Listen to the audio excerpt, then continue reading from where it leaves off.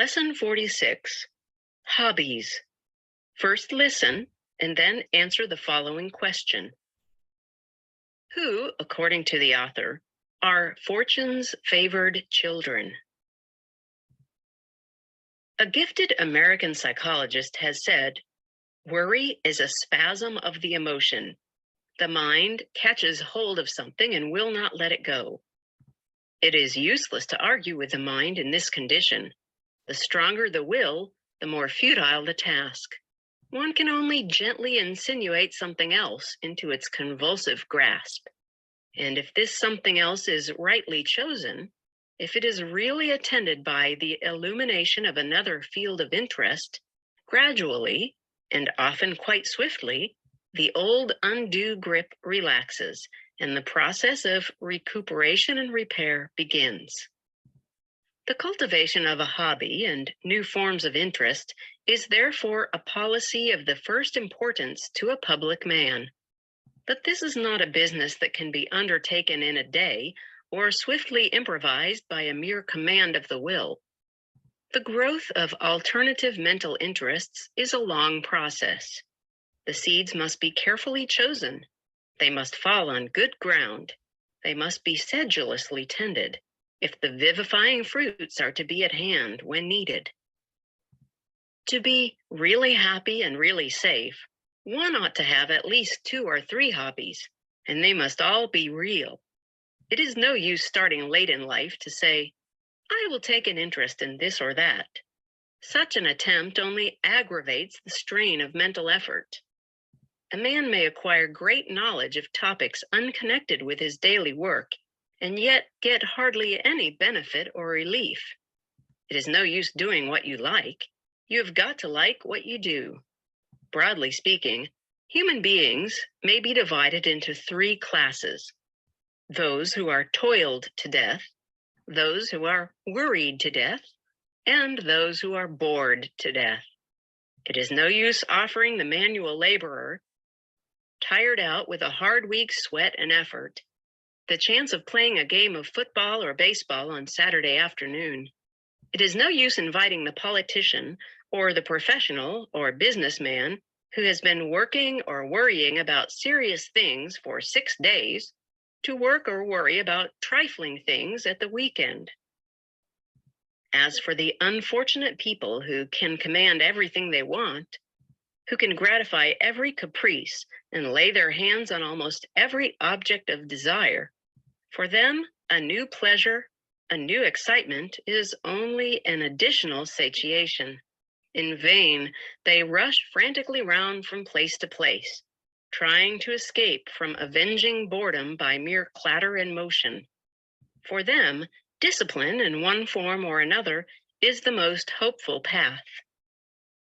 It may also be said that rational, industrious, useful human beings are divided into 2 classes. First, those whose work is work and whose pleasure is pleasure. And secondly, those whose work and pleasure are one. Of these, the former are the majority. They have their compensations.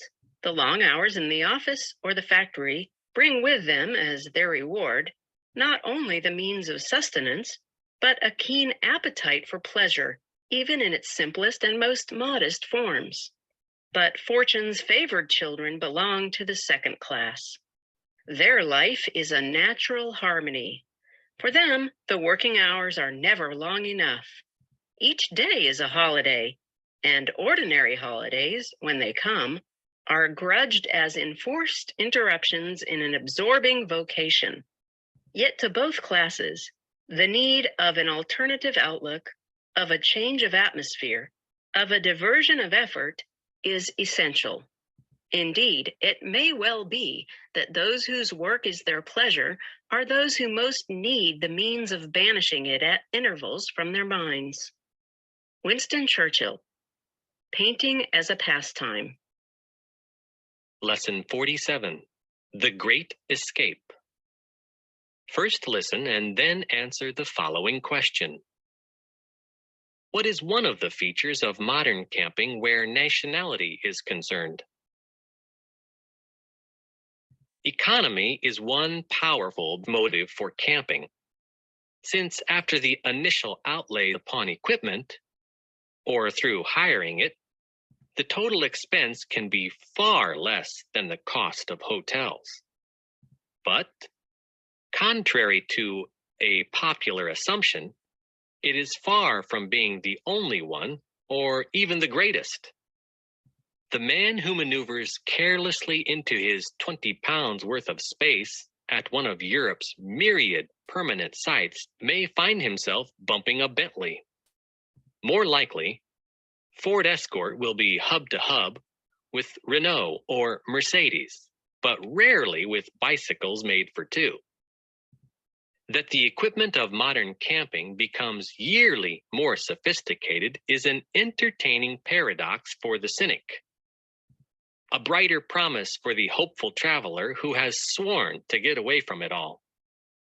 It also provides, and some student sociologist might care to base his thesis upon the phenomenon, an escape of another kind.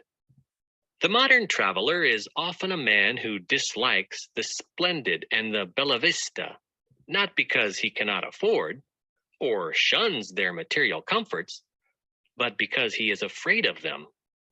Affluent he may be, but he is by no means sure what to tip the doorman or the chambermaid. Master in his own house, he has little idea of when to say boo to a maitre d'hotel.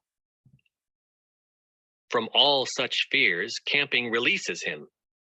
Granted, a snobbery of camping itself, based upon equipment and techniques, already exists, but it is of a kind that, if he meets it, he can readily understand and deal with.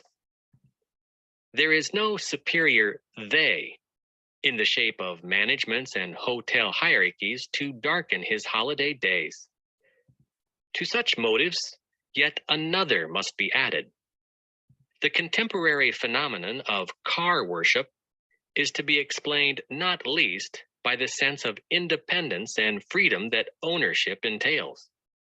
To this pleasure, camping gives an exquisite refinement. From one's own front door to home or foreign hills or sands and back again, everything is to hand. Not only are the means of arriving at the holiday paradise entirely within one's own command and keeping, but the means of escape from holiday hell, if the beach proves too crowded, the local weather too inclement, are there, outside, or, as likely, part of the tent. Idealists have objected to the practice of camping as to the package tour, that the traveler abroad thereby denies himself the opportunity of getting to know the people of the country visited. Insularity and self-containment, it is argued, go hand in hand. The opinion does not survive experience of a popular continental camping place. Holiday hotels tend to cater for one nationality of visitors especially, sometimes exclusively. Camping sites, by contrast, are highly cosmopolitan. Granted, a preponderance of Germans is a characteristic that seems common to most Mediterranean sites, but as yet there is no overwhelmingly specialized patronage. Notices forbidding the open-air drying of clothes, or the use of water points for car washing, or those inviting our camping friends to a dance or a boat trip are printed not only in French or Italian or Spanish, but also in English, German, and Dutch. At mealtimes, the odor of sauerkraut vies with that of garlic. The Frenchman's breakfast coffee competes with the Englishman's bacon and eggs. Whether the remarkable growth of organized camping means the eventual death of the more independent kind is hard to say. Municipalities naturally want to secure the campers' site fees and other custom. Police are wary of itinerants who cannot be traced to a recognized camp boundary or to four walls. But most probably, it will all depend upon campers themselves. how many heath fires they cause, how much litter they leave, in short, whether or not they wholly alienate landowners and those who live in the countryside. Only good scouting is likely to preserve the freedoms so dear to the heart of the eternal Boy Scout. Nigel Buxton, The Great Escape, from The Weekend Telegraph. Lesson 48, Planning a Share Portfolio. First listen and then answer the following question. How does the older investor differ in his approach to investment from the younger investor? There is no shortage of tipsters around offering get-rich-quick opportunities. But if you are a serious private investor, leave the Las Vegas mentality to those with money to fritter. The serious investor needs a proper portfolio, a well-planned selection of investments, with a definite structure and a clear aim. But exactly how does a newcomer to the stock market go about achieving that? Well, if you go to 5 reputable stockbrokers and ask them what you should do with your money, you're likely to get 5 different answers, even if you give all the relevant information about your age, family, finances, and what you want from your investments. Moral: there is no one right way to structure a portfolio. However, there are undoubtedly some wrong ways, and you can be sure that none of our 5 advisors would have suggested sinking all, or perhaps any, of your money into periwigs. So, what should you do? We'll assume that you have sorted out the basics, like mortgages, pensions, insurance, and access to sufficient cash reserves. You should then establish your own individual aims. These are partly a matter of personal circumstances, partly a matter of psychology. For instance, if you are older, you have less time to recover from any major losses, and you may well wish to boost your pension income. So preserving your capital and generating extra income are your main priorities. In this case, you'd probably construct a portfolio with some shares, but not high-risk ones, along with gilts, cash deposits, and perhaps convertibles or the income shares of split capital investment trusts. If you are younger and in a solid financial position, you may decide to take an aggressive approach, but only if you're blessed with a sanguine disposition and won't suffer sleepless nights over share prices. If you recognize yourself in this description, you might include a couple of heady growth stocks in your portfolio, alongside your more pedestrian investments. Once you have decided on your investment aims, you can then decide where to put your money. The golden rule here is spread your risk. If you put all of your money into Periwigs International, you're setting yourself up as a hostage to fortune. Investors Chronicle, March 23, 1990.